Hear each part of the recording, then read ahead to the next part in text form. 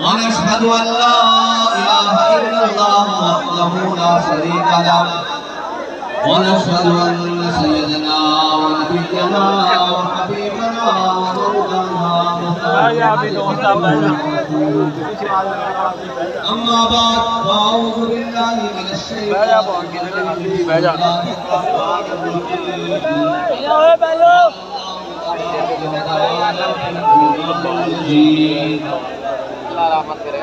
لتؤمنوا بالله ورسوله وتعزروه وتعظموه وتسبحوه بكرة وأصيلا. صدق الله العظيم وصدق رسوله النبي الكريم الأمين.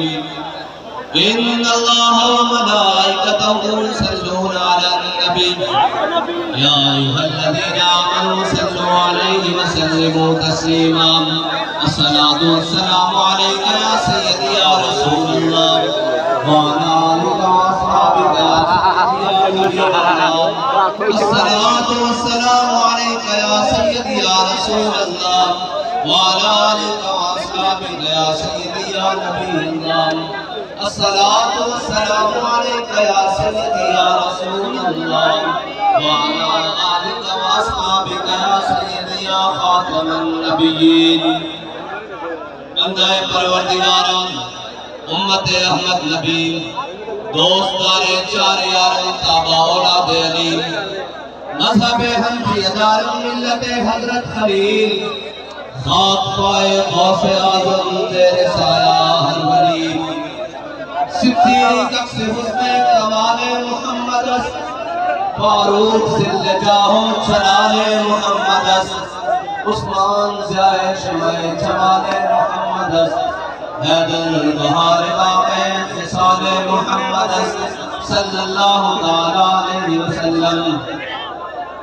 लौह भी तू कलम भी तू तेरा वजूद है किताब गुंबद आबी नरल तेरे मुफीद में हबाब आलम अबो खाक में तेरे ज़ुहूर से फरोग ज़राए को दिया तूने तुलुए आफ़ताब शौकते संजरो सलीम तेरे जलाल की नमूद फक्रे जुलैदो बायसी तेरा जमाल बेनकाब तेरी निगाहे नाज से दोनों मुराद पाले अब दिया हो गुफ्तगू इश्क हुजूर वाला मौजूद सामीन मोहतरम स्टेज पर जनवगर कायदीन तहरीक लब्बैक पाकिस्तान उलमाए इकराम मुशाइख इज़ाम समाजी और सियासी शख्सियत और हर वो हुजूर का गुलाम जिसका मकसद वो है जो मकसद ज़मीन मुजाहिदीन हमें देकर गए हैं कि हमने हुजूर के दीन को तख्त पर डालना है। इस मकसद के लिए ये निज़ाम मुस्तफ़ा कॉन्फ्रेंस मुनक्किद की गई है। हर वो शख्स जिसका मकसद ये है उसके लिए बाबा जी ये फरमा के गए हैं कि सलाम उस पर कि जिसके नाम लेवा हर जमाने में बढ़ा देते हैं टुकड़ा सरफरोशी के फसाने में। हर वो शख्स जो हद तक आया है और जिसने अपनी जिंदगी में ये फैसला कर लिया है कि अब मैंने जिंदगी में जो कुछ भी हो जाए, जितने भी मुश्किल हालात आ जाए, कैसी भी सख्ती आ जाए, मैंने दाएं बाएं नहीं देखना, मैंने उसी रास्ते पर चलना है जिस रास्ते पर अमीरुल मुजाहिदीन मुझे चला कर गए, जिस रास्ते पर काफिला इश्क व मस्ती का वो काफिला चलते हुए वजीराबाद तक पहुंचा। मैंने उसी रास्ते पर जाना है जिस रास्ते पर बाबा जी हमें बता कर गए कि मुस्तरद रास्ते वही माने गए जिनसे होकर तेरे दीवाने गए और लौट आए जितने पर जाने गए, ताब मंजिल सिर्फ दीवाने गए। कौन से दीवाने? मेरे आका मौला सल्लल्लाहु अलैहि वसल्लम ने गज़वा के मकाम पर ऐसे हाथ बुलंद किया और हाथ में मिसवाक नहीं थी, उस वक्त हाथ में उस वक्त छड़ी नहीं थी। मेरे आका मौला के हाथ में वो तलवार थी। मेरे आका मौला ने पूछा कौन है जो इसका हाथ अदा करेगा, कौन है जो इसका हाथ अदा करेगा? बहुत सारे लोग आगे आए। किसी ने ये ना पूछा कि हुजूर इसका हाथ क्या है। आज हमसे लोग टिकट मांगने आ रहे हैं। मैंने कहा टिकट लेने के लिए हम नहीं बैठे, कोई आकर हमसे पूछे कि आप ये कर क्या रहे हो, फिर हम आपको बताते हैं कि हम क्या कर रहे हैं, हम किस मकसद के लिए मैदान में आए हैं, हमने ये झंडा उठाया क्यों है, हम ये लोगों को आधी रात तक जगाकर बैठे क्यों हैं, हमने इतने लोगों को हुजूर के दीन की बात समझाई कैसे है, हमने बाबा जी के इश्क का तरीका बताया कैसे है कि आज बहावलपुर के स्टेडियम का पेट कम पड़ गया है और शाकाने मुस्तफा का ठाठे मारता समंदर उसके अंदर समा नहीं रहा। बाबा जी फरमाते थे कि चलो एक गल अभी इत्थे तक नहीं रुकनी, एक गल अगले जहान तक जानी, एक काफिला इसी तरह साबित हो गया हुजूर दे गुलामां दा। बाबा जी ने पीछे चलना इस मंदिर से ना कि हम सुबह हशर चलेंगे शाह अबरार के साथ और काफिला होगा रवा काफिला सारार के साथ। मेरे आका मौला ने ऐसे बात की, मेरे आका ने फरमाया कौन है जो इसका हाथ अदा करेगा? और ताकत रखने वालों और अपनी ताकत पर नाज करने वालों और ये कहने वालों कि हम बड़े पावरफुल हैं, सुनो मेरे आका मौला ने ताकत का तरीका क्या बताया, ताकत रखने वालों के लिए उसूल क्या बताए, ताकत रखने वालों के लिए पैमाना क्या बताया। मेरे आका ने फरमाया, उन्होंने यह अर्ज की, हज़रत अबू दुजाना आ गया है, या रसूल अल्लाह ये तलवार मुझे दे दे। हुजूर ने तलवार अता फरमाई, कहा या रसूल अल्लाह बताएं इसका हाथ क्या है। मेरे आका ने फरमाया ये अल्लाह और उसके रसूल के दुश्मनों के खिलाफ कभी चलेगा टेढ़ी हो जाए, इसका पहला हाथ ये है। उन्होंने कहा या रसूल अल्लाह इसका दूसरा हाथ, फरमाया किसी मजलूम पर न चले। उन्होंने कहा या रसूल अल्लाह तीसरा हाथ, फरमाया किसी मुसलमान पर न चले। उन्होंने कहा या रसूल अल्लाह इसका और हाथ। मेरे आका मौला ने फरमाया ये किसी औरत और बच्चे पर न चले। तो जब तलवार ले ली ना तो फिर क्या फरमाया हज़रत अबू दुजाना ने, फरमाया अल्लज़ी आहदनी खलीली व नहनु बिस्सफ़क़ नदन नखीली अल्लाह क़ूमत तहरफिल कजूली अदरिबु बिसैफिल्लाह व रसूली। फरमाया आज मैंने अपने आका मौला सल्लल्लाहु अलैहि वसल्लम से वादा किया है, अहद लिया है, आज के बाद पिछली सफों में नहीं लड़ना, आज के बाद पहली सफों में लड़ना है। उस मकाम पर वादा किया है जहां पर चंद खजूरें थी। फरमाया आज के बाद अगली सफों पर खड़ा होकर अल्लाह और उसके रसूल के दुश्मनों का जवाब देता रहूंगा। तो जब वो तलवार हाथ में ले ली ना तो हज़रत अबू दुजाना ने वही चाल चली जो शाकाने मुस्तफा ने वजीराबाद में चली, ऐसे पहलवानों वाली चाल, ऐसे पहलवान ऐसे चलते हैं। हदीस के अल्फाज पहलवानों वाली चाल चली। मेरे आका मौला ने जब पकड़ के चलते हुए हज़रत अबू दुजाना को देखा ना, लोग पूछते हैं कि आप ऐसे ऐसे करके क्यों नारा लगाते हैं। मैंने कहा हम आपको जवाब देते हैं क्यों लगाते हैं। हज़रत अबू दुजाना को जब ऐसे चाल चलते देखा ना तो मेरे आका मौला ने फरमाया अल्लाह को ये चाल बड़ी नापसंद है, ये मुझे तो पिराना चाल, ये चौड़े होके चलना, ये सीना निकाल के चलना अल्लाह को बड़ा नापसंद है, लेकिन मेरे दुश्मनों के सामने पसंद है। तो लब्बैक वाले भी वो है जो हुजूर के दुश्मनों के सामने सीना चौड़ा करके चलते हैं, आंखें उठाकर चलते हैं, सर उठाकर चलते हैं। अगर के हाथों में हथकड़ियां हो, अगर के पाँव में बेड़ियां हो, अगर के शहादतें जारी हो, अगर के खून जारी हो, फिर भी वो सर उठाकर चलते हैं। वो सर उठाकर इसलिए चलते हैं कि इनके कायद ने इनको सबक ये पढ़ाया है कि ज़ईफ अगर नजर पड़े रसूल का जमालपन, जिनको मिलने के लिए बड़े बड़े ताकतवर बड़े बड़े एमएलए, बड़ी बड़ी सियासी जमातों के सरबराह, बड़े बड़े ओहदेदारान जिनको मिलने के लिए दरवाजों पर खड़े रहते हैं, वो लोग नहीं मिलते, इसलिए कि वो हमारे जमीन का सौदा करने आते हैं। लेकिन जिनके कायद में उनको सबक पढ़ाया है कि ज़ईफ अगर नजर पड़े रसूल का जवान बन, तो वो सरवर शाह साहब हो, वो चोलिस्तान की रोइया हो, वहां उनको पानी की इमदाद पहुंचाने के लिए खुद चले जाते हैं, क्योंकि इनके कायद में इनको सबक पढ़ाया है कि ज़ईफ अगर नजर पड़े रसूल का जवान बन। और आगे क्या सबक पढ़ाया है? खाली आधा नहीं, सिर्फ जमाल की बात नहीं, सिर्फ अखलाक की बात नहीं, किरदार की बात, दुश्मन के सामने डट जाने की बात। कहा ज़ईफ अगर नजर पड़े, अगर किसी कमजोर को देख लो, उसकी मदद में पहुंचो, अगर कोई गैर मुस्लिम भी हो उसके घर चल जाए, लबैक वाले सबसे पहले उसके दरवाजे पर पहुंचे। कोरोना की वबा आ जाए, लोग भूखों से मरने लगे, लबैक वाले उनके घरों में रात के अंधेरे में राशन पहुंचाए। चोलिस्तान में जब प्यास की जनाब आंधियां चले और इंसानियत सिसकती हो, लबैक वाले उनके घरों पर, उनके दरवाजों पर जाने के लिए तैयार हो। जहां जनाब ऐसी वाली गाड़ियां भी ना काम हो जाए, वहां लबैक वालों के जज्बे काम करें। क्या कहा? ज़ईफ अगर नजर पड़े रसूल का जवान बन। और आगे क्या कहा? जालिम अगर आए नजर कारे ज़ुल्जलाल बन। और अगर किसी जालिम के सामने आ जाए बात, तो वो फिर चारों तरफ से घेरे हुए की हो, वो जनाब अपने जुल्म सितम के उरूज पर हो, अपने जनाब की पाबंदियों की पुछाड़ करते, फिर भी ये कहते हैं कि नहीं, जालिम अगर आए नजर कारे ज़ुल्जलाल बन। और ये लोग कहते हैं कि फलां से एडजस्टमेंट हो गई, फलां से एडजस्टमेंट हो गई है, फलां से 20 सीटें लेनी है। मैंने कहा शर्म नहीं आती तुम्हें ये बातें करते हुए? हम तो ये कसम खा चुके हैं कि मर ही जाऊं जो इस दर से जाऊं, दो कदम क्या बचे हमारे गम, कुर्बे मसीहा छोड़कर तुम कहते हो सीटें लेकर।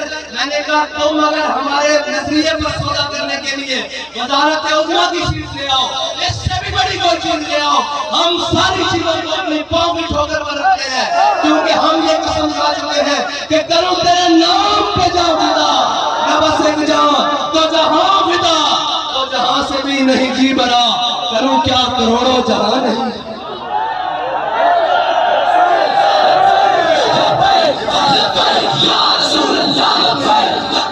एक मिनट जी भाई, सरायकी बसरे से लोगों नारे थे, नारा लगे कोई बातें थे बल्कि जवाब है कि उनको पता लगे लबैक आया।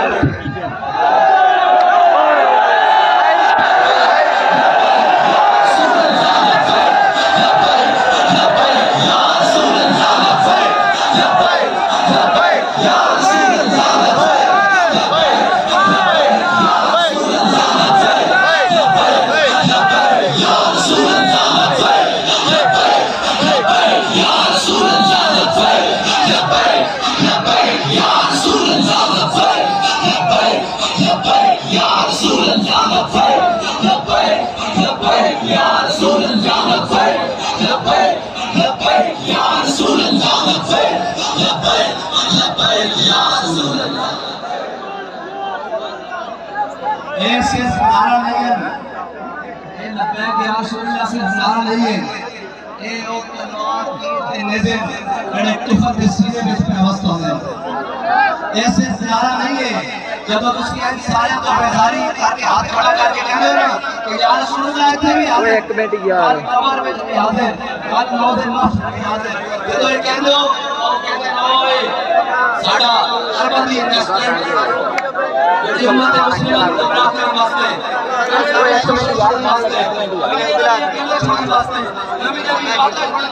इस्लाम अखलाक से पैदा, तलवार से नहीं पैदा। हम हदीस से बात कर रहे हैं, हम कुरान से बात कर रहे हैं। मैंने आपका बोला था वो तलवार बुलंद की, बाबा जी फरमाते थे लोग बोलते ना तलवार चाल से दीन की करना क्या है। और आजकल एक हाईब्रिड किस्म से जिनको मुंह को आए हुए हैं मैं उस लैके बोतल जाके भर में पहले बंदे भर के ले मैं उस बंदे ने गेट बंद करता सारे भर पहले मैं उत्थे बैठा सी बाम आई जानी सी पिछे नहीं जानी मुझे मारने की साजिश हो रही है, मुझे मार दिया जाएगा। मैंने कहा चलिया लीडर नहीं होता मौत करे, लीडर होता जिसको हम मौत करें।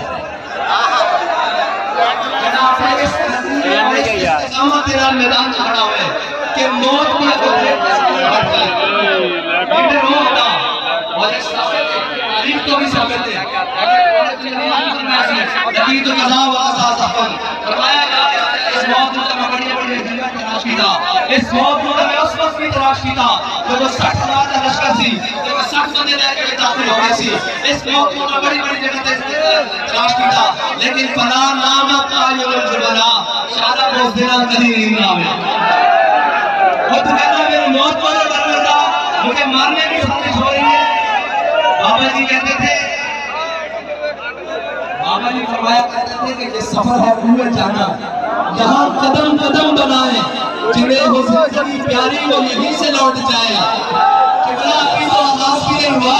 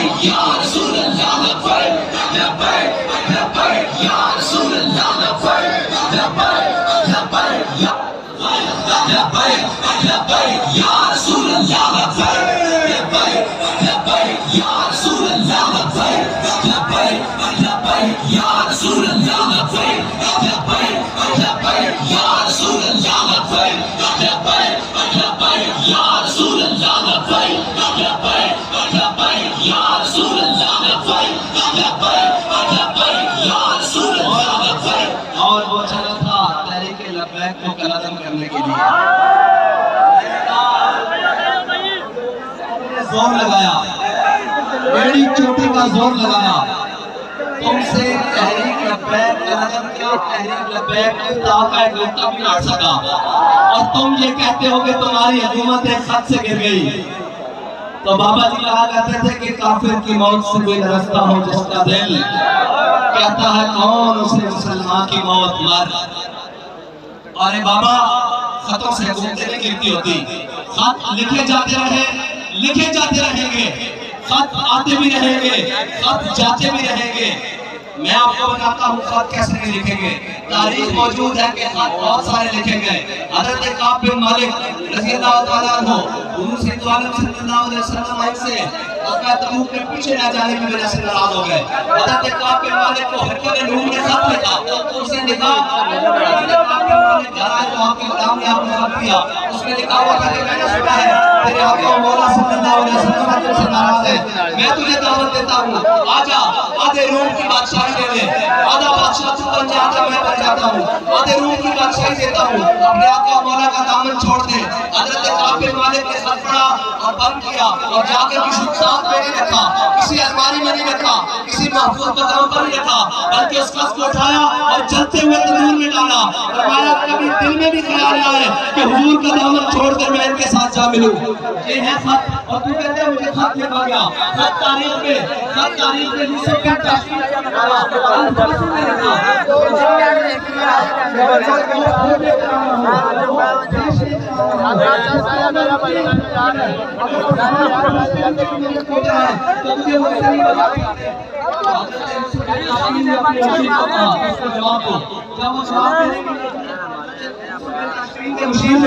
उसको जवाब दिया, उसके तरीका जनाब हम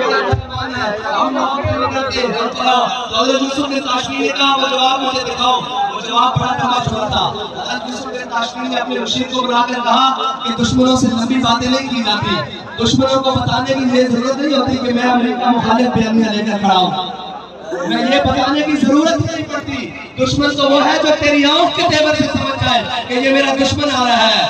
और दुश्मन तो वो होता है जो तेरी गुफ्तगू से लड़क जाए कि ये पता नहीं क्या इनकलाब बर्पा करने वाला है। और दुश्मन तो वो है जो पहलवान लगाकर भी, जुल्फों से लटका कर भी सर झुकाना चाहे, और वो सर जिसके बारे में अल्लामा इकबाल ने कहा था कि हाजिर हुआ मैं शेख मुजद्दिद की लहद पर, वो खाक के ज़ेरे फलक है मतला अनवार, उस खाक के जर्रों से शर्मिंदा सितारे, उस खाक में पोशीदा है साहिब असरार, गर्दन में झुकी जिसकी जहांगीर के आगे, जिसके नफ़्स करम से है की आरार। ये आया था हमें झुकाने के लिए, ये आया था हमें झुकाने के लिए। और शिकस्त देखिए कि हम तो उस निगाह विलायत के परवरदा थे कि बाबा जी ने हमें बताया था कि जब इमाम रब्बानी को जहांगीर ने चाहा कि एक दफा तो इनका सर झुक जाए, तो उसने छोटी सी खिड़की से आपको उतारने की कोशिश की, तो आप जब सामने खिड़की की आए तो आपने पहले पांव दाखिल किए। तो हम भी वो हैं जिन्होंने इमाम रब्बानी की सुन्नत को अमल करते हुए अपनी सुन्नत पर जब जेल की खिड़की से हमें उतारने की कोशिश की, तो हमने भी पहले पांव दाखिल किए, ताकि वो जालिम ये न समझे कि आज वो हुर्रियत के मानने वाले आ गए, खत्म हो गए हैं। हम उनको बताने गए थे कि मर जाएंगे, जालिम की हिमायत न करेंगे, अहरार कभी तर्क रिवायत न करेंगे।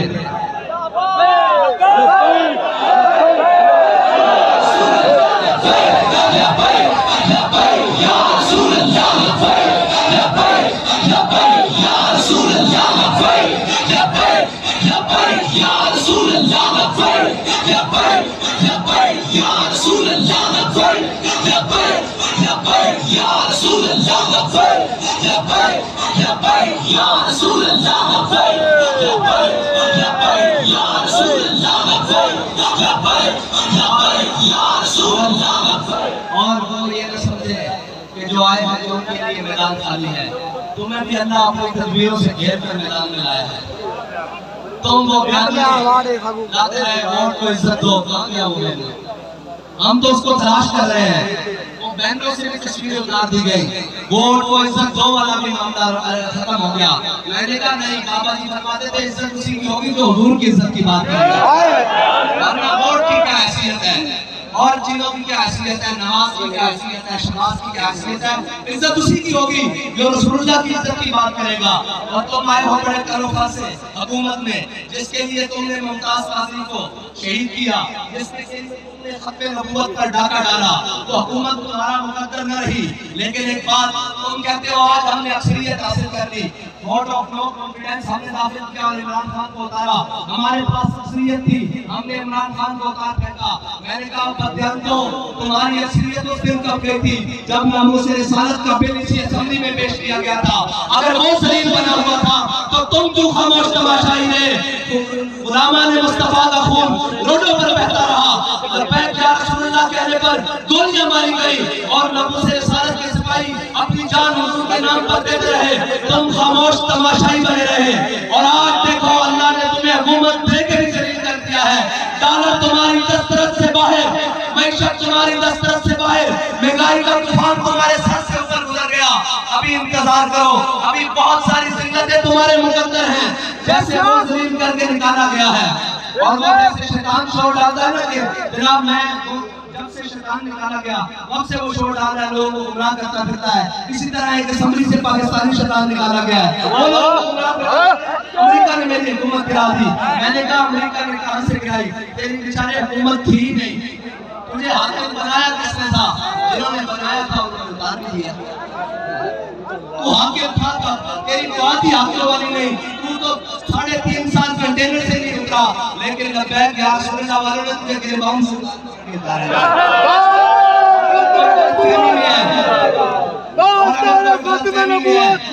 कोई मुस्लिम वाला गलतफहमी में है, कोई पीपल्स पार्टी वाला गलतफहमी में है, तो वो कहते हैं कि वो एडजस्टमेंट, तो लिंकन पहले लेकर एडजस्टमेंट आता है, लेकर एडजस्टमेंट रखी हुई है, क्योंकि बैनुल-अक़वामी गुमश्तों और बैनुल-अक़वामी टाउटों के साथ हमारी बात नहीं हो सकती। हमारी बात उसी के साथ हो सकती है जो हुजूर के दर का गुलाम हो, जो नजरिए पाकिस्तान पर मुत्तफिक हो, जो नजरिए पाकिस्तान पर जान देने वाला हो। आज बच्चे हो रहे हैं, आज गली गली कूचा कूचा में ये बात कही जा रही है कि मेरे साथ जुल्म हुआ, मुझे उतारा गया, मेरी हुकूमत छीन ली गई, मेरे खिलाफ साजिश हुई। मैंने कहा अगर तू एक जलसा नामूस रिसालत के लिए कर लेता, तू बात करता है तेरे साथ देने के लिए, तेरे साथ एडजस्टमेंट करने के लिए ये उलमा खड़े हैं। हमारे कायद ने तरबियत ये की थी, अगर तू नामों से रिसालत पर फ्रांस के आगे खड़ा हो जाता, लेटता नहीं भाग गया था तू तो भागा था, लेटा भी नहीं भाग गया था। अगर तू फ्रांस के आगे खड़ा हो जाता कि हम सब कुछ बर्दाश्त कर सकते हैं, लेकिन अपने आका मौला सल्लल्लाहु अलैहि वसल्लम की इज्जत पर एक हरफ बर्दाश्त नहीं कर सकते। मैशत के बाढ़ में हम भूखे रह लेंगे, हम प्यासे रह लेंगे, हम अपने बदन पर चिथड़े पहन लेंगे, लेकिन अपने आका मौला के साथ बेवफाई नहीं कर सकते। आज कहाँ गई वो मैशत, आज कहाँ गए वो तेरे फ्रांस के दोस्त, आज कहाँ गए वो तेरे यूरोपियन यूनियन के दोस्त। फिर के गली गली तबाह ठोकरे सबकी खाए क्यों, इनको जो अकल दे खुदा फिर तेरी गली से जाए क्यों।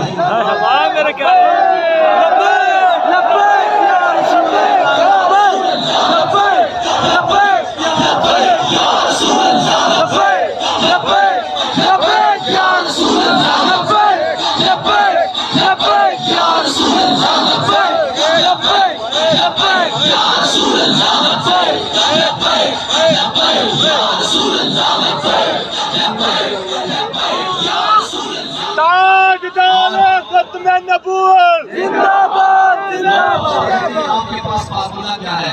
मैंने कहा हमारे पास बड़ा सीधा फार्मूला है, कोई मुश्किल फार्मूला नहीं। वो कहते हैं कि आपके पढ़े लिखे लोग कहाँ हैं? मैंने कहा हमारे पास सब पढ़े लिखे हैं, बड़े बड़े पढ़े लिखे हैं, लेकिन ये बात आपको बता दूं, पढ़े लिखे नहीं दयानतदार लोगों की जरूरत है, दयानतदार लोगों की जरूरत है, पढ़े लिखों की नहीं। ये पढ़े लिखों ने तो बेड़ा गर्क किया है। जो कहते हैं इम्पोर्टेड हुकूमत है तो इम्पोर्टेड, लेकिन वो खुद क्या थे? जिनके मुशीर, जिनके वजीर सारे इम्पोर्ट किए गए, जिनके वजीरों को अमेरिका से बुलाया गया, जिनके वजीर आज भी अमेरिकन नेशनलिटी रखते हैं, वो ये बात करते हुए डूब के मर जाना चाहिए। शर्म नहीं आती तुमको?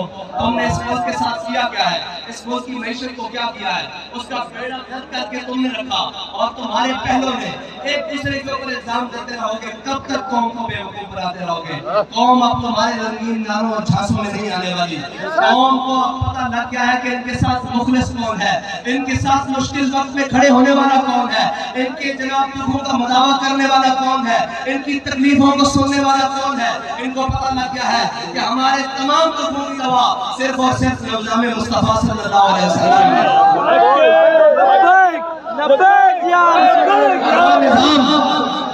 वो निजाम जिसमें गरीबों की बात होती है, गरीबों को मुश्किल वक्त पड़ने पर घर के बाहर टेंट लगाकर हिफाजत के लिए नहीं बुलाया जाता, बल्कि गरीबों को जब मुश्किल पड़े तो उनके घरों दरवाजों पर सामान कंधों पर रखकर लाया जाता है।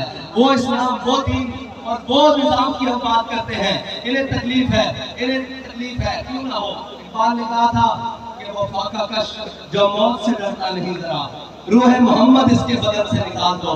सारे कुफ्र ने जोर लगाया, सारी ताकतों ने जोर लगाया, इस्लाम मुखालिफ उम्मतों ने जोर लगाया कि ये उम्मत ये अपने हबीब के दर से हट जाए, लेकिन एक बाबा व्हील चेयर पे आगे आया, एक बाबा व्हील चेयर पे आगे आया और दोबारा इस उम्मत का दामन अपने हबीब के दामन से वाबस्ता कर दिया, और इस उम्मत के हाथों में अपने हबीब का दामन पकड़ा दिया और कहा क्या चलो नारे कूदे नहीं होंगे, नारे माल का दे होंगे। और फिर देखो आज मैं सुन रहा था वो छोटे छोटे बच्चे भी, वो नौजवान भी वहां से कह रहे थे कि रिजवी तेरे जान निसार।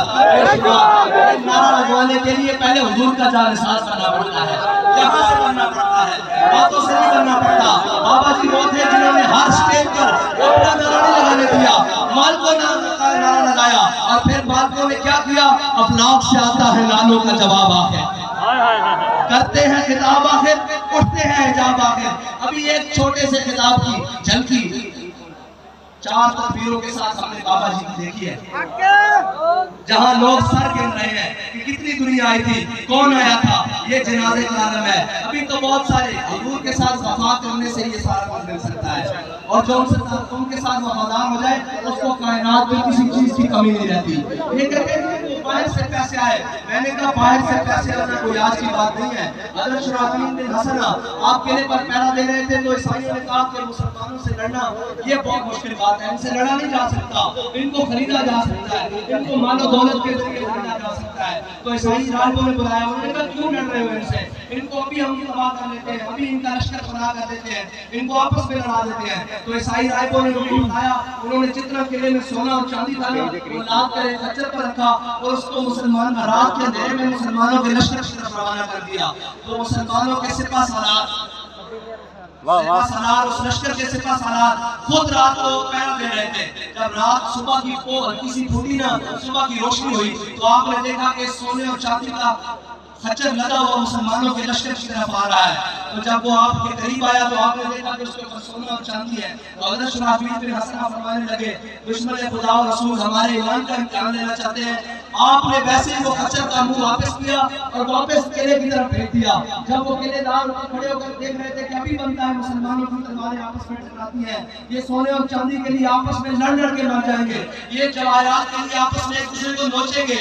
जब वो लश्कर वो खच्चर दोबारा वो किले के सामने पहुंचा ना तो वो राय खड़े होकर कहने लगे, वो लश्कर के कमांडर कहने लगे, उसने कहा जमीन के ऊपर और आसमान के नीचे इस कौम को कोई शिकस्त नहीं दे सकता जिसके ईमानदारी का आलम ये हो कि उन्हें सोने और चांदी की परवाह न हो। हमारे पास भी बादशाह लेकर आते हैं, हमारे पास भी सारा कुछ लेकर आते हैं, सब ये ले ले ये ले ले। मैंने कहा चलो हम उन बड़ों की औलाद में से हैं जिन्होंने काला पानी की जेलें आबाद की है, हम उनके बड़ों की औलाद से हैं जिन्होंने 53 में खत्म नबूवत की तारीख को जिंदा किया, हम उनकी बड़ों की औलाद से हैं जिन्होंने 74 में जनाब खत्म नबूवत की अभियानी के लिए खून दिया, और हम उस बाबे के परवरदा हैं जिसने खत्म नबूवत के पैरा देते हुए फैजाबाद की गोलियों की पुछाड़ में कहा कि लब्बैक लब्बैक लब्बैक या रसूल, लब्बैक लब्बैक लब्बैक या रसूल, लब्बैक या रसूल अल्लाह, लब्बैक या रसूल अल्लाह, लब्बैक लब्बैक या रसूल अल्लाह, लब्बैक लब्बैक या रसूल अल्लाह, लब्बैक। हालात जैसे भी हो, इलेक्शन आज हो या कल हो, लब्बैक वाले तैयार हैं इंशाअल्लाह। इंशाअल्लाह परेशानियां उसको होती है जिसने घोड़ों पर जीने बांधी नहीं हो, जिसने जनाब गधों को खरीदना हो, जिसने अस्तबल में उनको मालिश करनी हो। लब्बैक वाले तो हैं मलान ये मोटे पे धोती रखी और कैंपेन में हमें किसी बड़ी लग्जरी गाड़ियों की कैंपेन के लिए जरूरत नहीं, हमें माल और ज़र की खरीदने और फरोख्त करने की जरूरत नहीं, क्योंकि हमारा नजरिया वो है कि जो काबिल फरोख्त हो। तो हम हर सूरत तैयार हैं, इलेक्शन आज हो कल हो परसों हो जिस वक्त भी हो, तहरीक लब्बैक या रसूलुल्लाह जिसको टिकट देगी इंशाअल्लाह वही जीतेगा इंशाअल्लाह। और शख्सियात के बुत इलेक्टेबल्स के बुत हमारे बाबा जी तोड़ कर गए हैं, हमने मिसाल कायम की है। गिला तो आपसे भी है मीडिया वाले भाइयों, गिला तो आपसे भी है, और बड़ा मजेदार गिला है कि आप दिखाते हो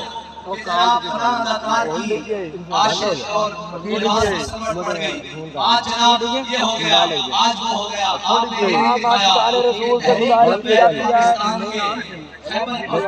के वो उम्मीदवार जो पेड़ों को बेचता था, वो एक अरबपति बंदे के मुकाबले में 1000 की रेट से जीता है।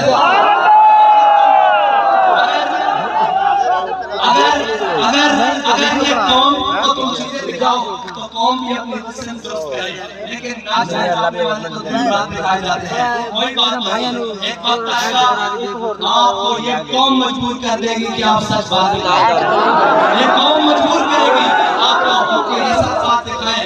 ये मैंने कहा था कि सर के लिए जाए, हाथ खड़े करो,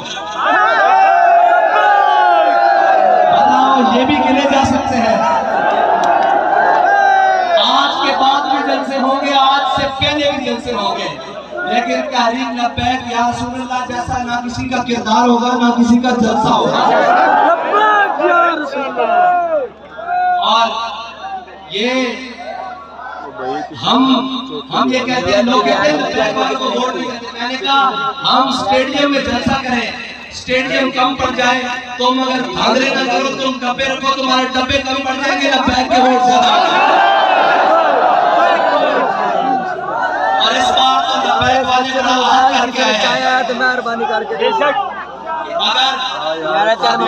पर डाका हम नहीं डालने देते, अगर नामुस रिसालत पर पहरेदारी हम देते हैं, अगर दीन पर कोई मुश्किल वक्त आ जाए सबसे पहले आगे हम होते हैं, अगर कौम के ऊपर कोई मुश्किल वक्त आ जाए सबसे पहला कदम हमारा होता है, अगर वतन के ऊपर कोई बात करे तो सबसे पहले जोश आवाज हमारी निकलती है। तो ये कैसे हो सकता है कि कोई हमारे वोट चोरी करके ले जाए? ये तो नहीं हो सकता। हम अपने वोट पर भी उसी तरह पहरा देंगे, हम अपने सपोर्टर को भी उसी तरह सपोर्ट करेंगे, हम अपने हर कारकुन के साथ उसी तरह खड़े होंगे जिस तरह हमारा हर कारकुन हुजूर सल्लल्लाहु अलैहि वसल्लम की खत्म नबूवत के लिए खड़ा है, नामुस रिसालत के लिए खड़ा है। हम अपने कारकुनों को लावारिस नहीं होने देंगे, किसी सूरत में नहीं होने देंगे, क्योंकि ये कौम ने हम पर एतमाद किया है, इन सारे चोरों के मुकाबले में एतमाद किया है, इन सारे डाकुओं के मुकाबले में एतमाद किया है। 12 या 13 खिलाड़ी हैं, एक मजमुआ बना हुआ है। मैंने कहा लब्बैक वालों, इसी सूरत, इसी तेजी से, इसी चाल से चलते रहो, तुम देखना मैं भी इसी जगह मौजूद हूँ और तुम सारे भी। ये जो 12-13वां खिलाड़ी बाहर घूमता फिर रहा है ना तब्दीली वाला, ये भी इसी जमात, इसी इत्तेहाद में शामिल होगा। इसके मुकाबले में सिर्फ एक जमात नजरियाती तौर पर खड़ी रहेगी, वो लब्बैक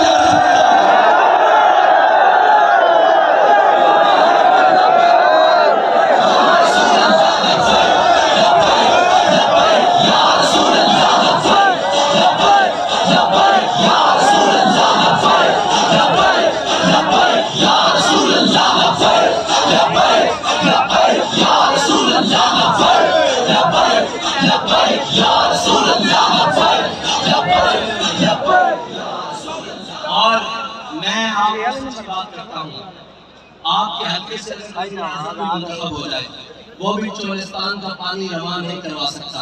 ये कुव्वत अल्लाह ने दी है तो लब्बैक वालों को दी है।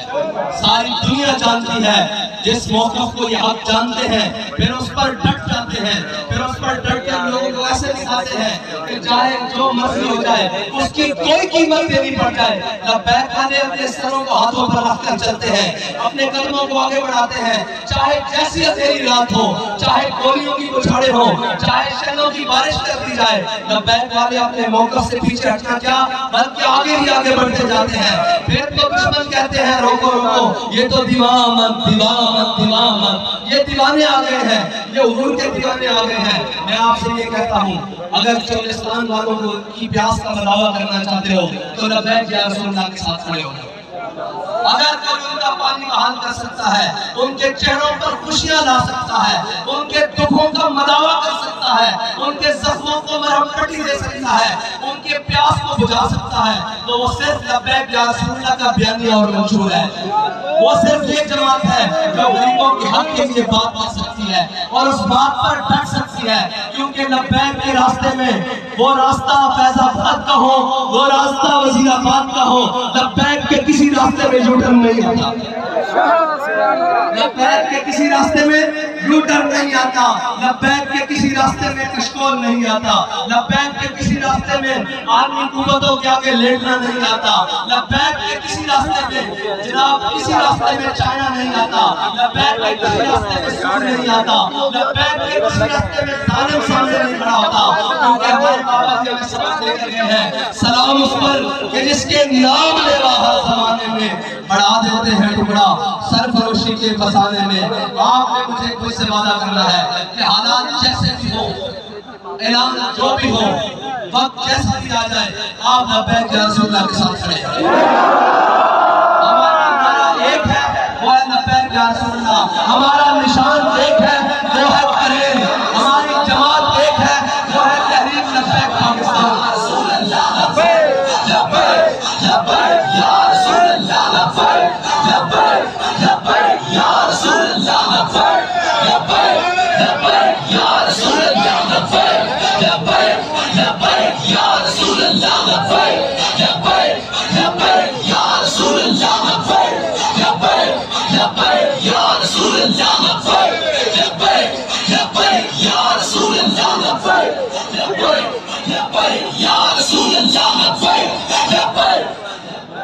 तेरा एक इशारा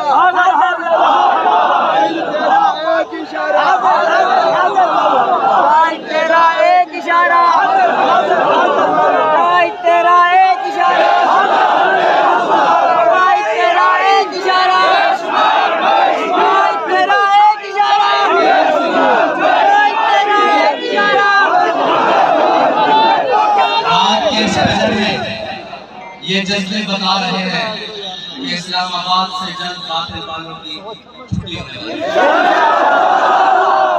जल्द चोरों की छुट्टी होने वाली है, जल्द डाकुओं की छुट्टी होने वाली है, जल्द कौम को झांसे देने वालों की छुट्टी होने वाली है। और हम सिर्फ दावा नहीं करते, उस पर दलील भी लाते हैं। हमने दावा 24 घंटे पहले किया था कि आ जाना, लब्बैक वालों को बेल लेना। हमारा दावा भी मुकम्मल हुआ और उसके सामने दलील भी सामने बैठी है।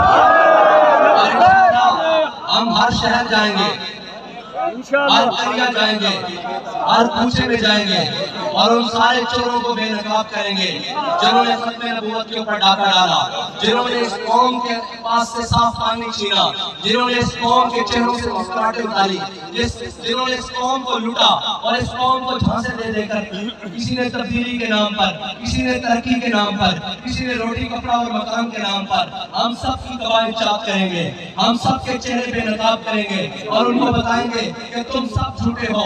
सिर्फ सच वो बोलता है जिसका दामन साफ हो, जिसका किरदार साफ हो, जो अखलाकी तौर पर नहीं किरदार तौर पर भी मजबूत हो। और इन सारे वडेरों और को मैं कहना चाहता हूँ कि गरीब अब जाग उठे हैं, गरीब अब जाग उठे हैं और वो उस नारे के नीचे जाग उठे हैं जिस नारे को कोई शिकस्त नहीं दे सकता, जिसका नारे का कोई मुतबादिल है ही नहीं। इन लोगों को तुमने बड़ी झांसे दे लिए, बड़ी बातें सुना ली, बड़ी रंगीनियां दिखा ली। अब तुम्हारा वक्त खत्म हुआ जाता है, अब दौर लब्बैक का शुरू हुआ जाता है।